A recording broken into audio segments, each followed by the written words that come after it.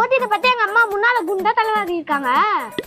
ஆமா அது என்னப்பா நான் அழகா இல்ல?